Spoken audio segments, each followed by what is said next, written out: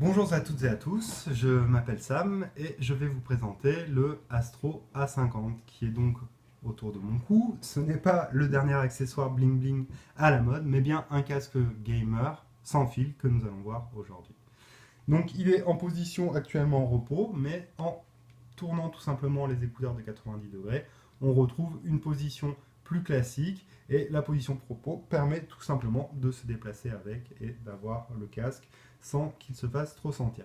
Donc on repasse en position classique, je vais le mettre sur les oreilles pour que vous puissiez contempler un petit peu plus près et voir un peu à quoi il ressemble.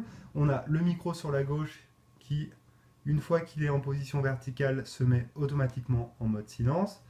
On va regarder tout ça ensemble d'un peu plus près. Donc, on passe en caméra subjective. Nous avons donc le casque qui est plutôt confortable, plutôt bien fini. Moi, je trouve que le design globalement est plutôt réussi. On a la présence quand même de pas mal de plastique, ce qui est assez commun sur ce type de produit. Mais voilà, il est vraiment bien fini, costaud et agréable. On a un petit socle en plastique pour pouvoir le faire trôner fièrement au milieu de notre bureau. Un petit boîtier mixamp qui permet d'activer et de désactiver le Dolby 7.1, de recharger le casque et de le brancher directement sur un de ces appareils. La boîte, donc à noter que le casque est personnalisable au niveau des coloris, qu'il existe des éditions limitées par exemple à l'effigie de Battlefield. On a le manuel qui est assez simpliste. On aurait peut-être aimé quand même pour un produit de cette gamme de quelque chose d'un peu plus étoffé. Il faut quand même compter à peu près 300 € pour pouvoir acquérir ce casque. L'autonomie est à peu près de 12 heures. Il se rechargera à peu près en 2 ou 3 heures. Donc bon, globalement, ce sera largement satisfaisant, je pense, pour la grande majorité des joueurs. On va regarder sur l'écouteur de droite, on a une petite molette pour pouvoir régler le volume, un bouton avec 3 réglages sonores prédéfinis, un bouton on-off. Sur l'écouteur de gauche, nous avons une prise mini jack pour le brancher éventuellement à votre pad 360 et une prise mini USB pour pouvoir le recharger.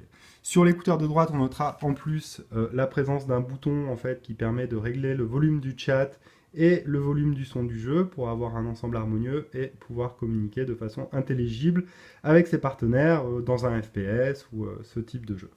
Voilà, donc c'est un casque que moi j'aime beaucoup, je l'utilise maintenant depuis plusieurs mois, et je ne saurais que vous le recommander.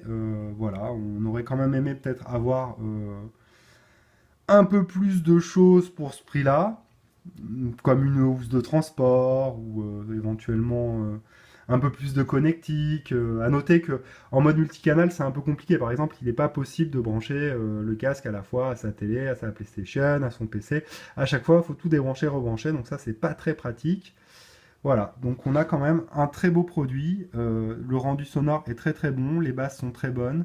Le micro délivre un son très intelligible, clair, sans problème. Donc voilà, je pense que c'est un produit qu'on peut vous conseiller. Et voilà, j'espère que vous avez apprécié cette petite présentation et j'espère avoir l'occasion de vous présenter d'autres produits prochainement. Au revoir.